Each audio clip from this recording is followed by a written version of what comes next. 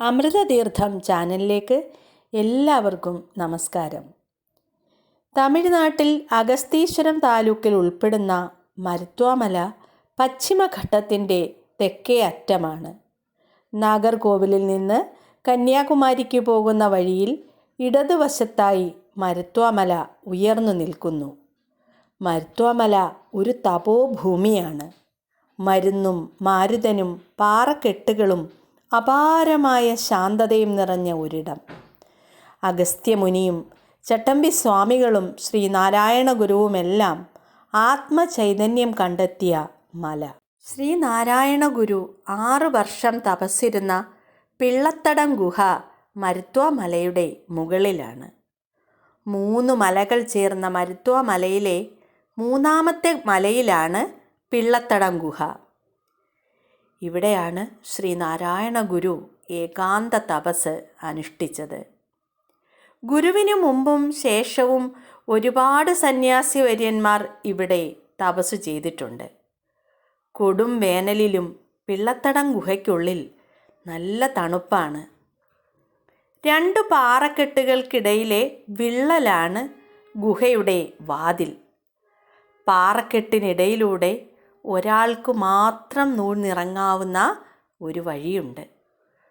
ഗുരു തപസ്സിരുന്ന ഇടത്ത് എല്ലാ മാസവും ശ്രീനാരായണ ഗുരുവിൻ്റെ ജന്മനക്ഷത്രമായ ചതയം നാളിൽ പൂജകൾ നടത്തി വരാറുമുണ്ട്. ഐതിഹ്യപ്രകാരം രാമരാവണ യുദ്ധത്തിനിടയിൽ മേഘനാഥൻ്റെ അസ്ത്രമേറ്റു വീണ ലക്ഷ്മണനെ രക്ഷിക്കുവാനായി ശ്രീ ഹനുമാൻ ഹിമാലയ സാനുക്കളിലെ ഋഷഭാദ്രി മലയിലേക്ക്, അതായത് ഉത്തരാഖണ്ഡിലെ ചമോലിയിലെ ദ്രോണപർവ്വതം, അവിടേക്ക് ശ്രീ ഹനുമാൻ പോവുകയും ഔഷധ സസ്യങ്ങളുടെ പേരുകൾ ശ്രീ ഹനുമാൻ മറന്നുപോയതിനാൽ ഋഷഭാദ്രി മലയെ തന്നെ അടർത്തിയെടുത്ത് ലങ്കാപുരിയിലേക്ക് പോകുമ്പോൾ ആകാശമധ്യേ അതിൽ നിന്ന് ഒരു ഭാഗം അടർന്നു വീഴുകയുണ്ടായി. അതാണത്രേ മരുത്വാമല എന്ന് ഐതിഹ്യമുണ്ട്. പിള്ളത്തടം ഗുഹയ്ക്കുള്ളിലെ ദൃശ്യങ്ങളാണ് നാം കാണുന്നത്.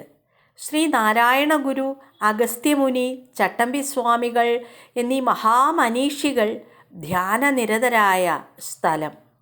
പരിപാവനമായ ഈ സ്ഥലം അയ്യാവൈകുണ്ഠർ രൂപപ്പെടുത്തിയ അയ്യാവഴി മതവിഭാഗക്കാരും ഈ മരുത്വാമലയെ അതീവ പവിത്രമായി കണ്ടുവരുന്നു.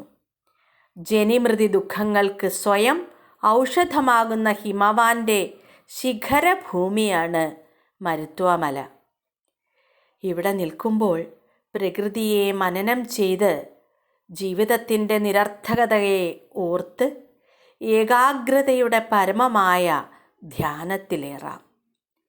സുദീർഘമായ ധ്യാനത്തിൽ നിന്നുണരുമ്പോൾ സ്വപ്നസുന്ദരമായ താഴ്വര ദർശിച്ച് മനസ്സിൽ ആനന്ദ നിർവൃതി നിറയ്ക്കാം. അറിവിൻ്റെ മറുപാതി ആത്മജ്ഞാനമാണ്. അതിലേക്ക് ശ്രദ്ധ കേന്ദ്രീകരിക്കാനാണ് ഈ മലകയറ്റം. യോഗവിദ്യയിൽ തൻ്റെ ഗുരുവായിരുന്ന തൈക്കാട്ട് അയ്യാവ് സ്വാമികളുടെ ഉപദേശപ്രകാരമാണ് ശ്രീനാരായണ ഗുരുസ്വാമികൾ തപസ്സിനായി മരുത്വാമല തിരഞ്ഞെടുത്തത് എന്ന് പറയപ്പെടുന്നു. ആത്മസാക്ഷാത്കാരം നേടി ശ്രീനാരായണ ഗുരു കാലദേശങ്ങളുടെ ചരിത്രാങ്കണത്തിലൂടെ അരുവിപ്പുറത്തേക്ക് പുറപ്പെടുമ്പോൾ ആ ആത്മബോധത്തിന് വഴിപാകിയതോ ഈ മരുത്വാമലയും.